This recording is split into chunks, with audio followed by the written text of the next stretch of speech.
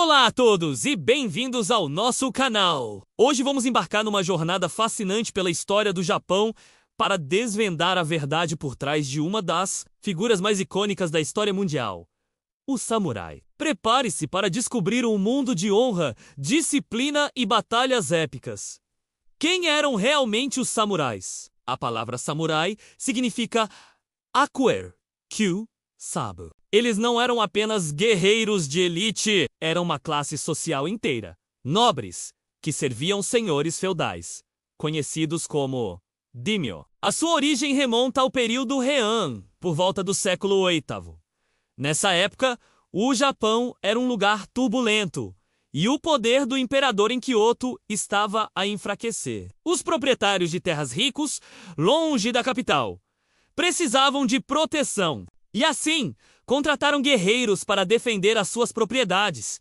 Estes foram os primeiros protótipos dos samurais. Eram cavaleiros habilidosos, mestres do arco e da flecha, montados em cavalos. A sua lealdade era para com o seu senhor, e a sua vida era dedicada ao serviço e à guerra. Com o tempo, estes grupos de guerreiros tornaram-se mais organizados e poderosos. No final do século XII, o Japão entrou numa nova era, o período Kamakura. Foi aqui que o primeiro shogunato, ou governo militar, foi estabelecido por Minamoto, no Yoritomo. A partir deste momento, os samurais não eram apenas protetores, eles tornaram-se a classe dominante do Japão.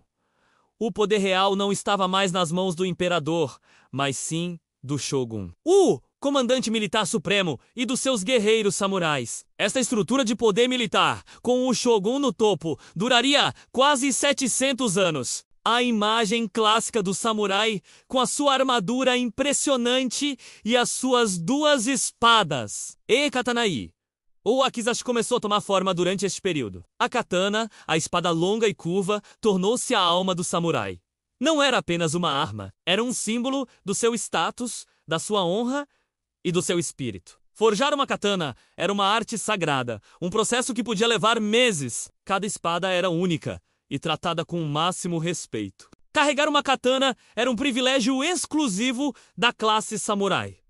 Era um lembrete constante do seu dever e do seu poder. Mas ser um samurai era muito mais do que apenas lutar. Ele seguia um código de conduta rigoroso chamado Bushido, que significa o caminho do guerreiro. Embora o Bushido só tenha sido formalmente escrito muito mais tarde, os seus princípios já guiavam a vida dos samurais há séculos. Os pilares do Bushido eram a retidão, a coragem, a compaixão, o respeito, a honestidade, a honra e, acima de tudo, a lealdade. Um samurai devia ser absolutamente leal ao seu senhor, disposto a dar a vida por ele sem hesitação. A honra era mais importante do que a própria vida. A desonra era o pior destino possível. E para evitar a vergonha, um samurai poderia cometer o seppuku, um suicídio ritual. Era uma forma de restaurar a honra perdida para si e para sua família. Os séculos XIV a XVI marcaram o período Sengoku, a era dos estados combatentes. Foi uma época de caos e guerra civil constante. Os senhores da guerra, os daimyo, lutavam incessantemente pelo controle do Japão. Este foi o auge do samurai como guerreiro.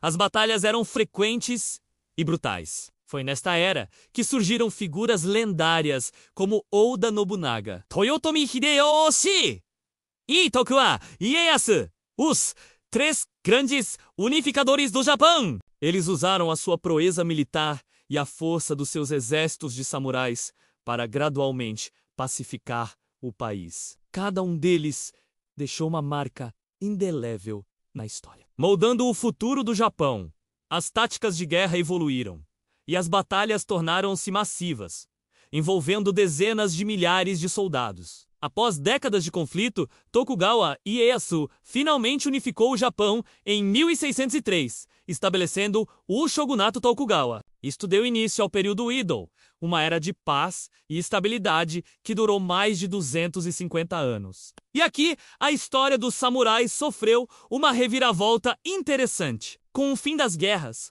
o que aconteceu com os guerreiros? Os samurais tiveram de se adaptar. A sua função principal mudou de guerreiro para administrador, burocrata e erudito. Eles ainda eram a classe dominante, mas a sua espada começou a ser mais um símbolo de status do que uma ferramenta de trabalho. Durante este longo período de paz, muitos samurais dedicaram-se às artes, como a caligrafia, a poesia e a cerimônia do Shaobushido também evoluiu, tornando-se mais filosófico e focado no autodesenvolvimento moral e espiritual. A paz forçou o samurai a ser mais do que um guerreiro. Ele teve de se tornar um cavalheiro. No entanto, esta paz prolongada também trouxe desafios. Muitos samurais, especialmente os de baixo escalão, enfrentaram dificuldades financeiras, sem guerras para lutar e com estipêndios fixos que não acompanhavam a inflação.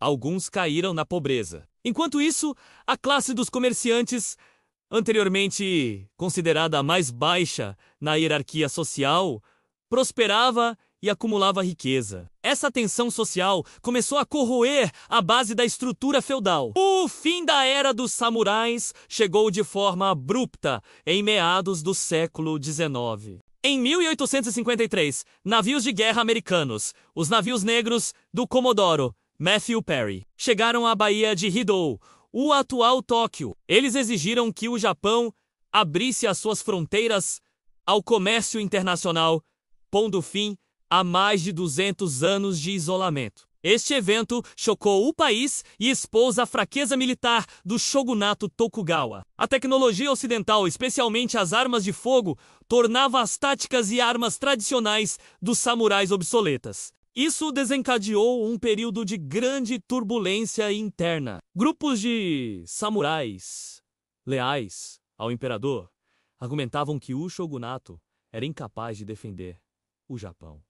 Em 1868, o shogunato foi derrubado e o poder foi restaurado ao imperador Meiji. Este evento, conhecido como a Restauração Meiji, marcou o início da rápida modernização do Japão.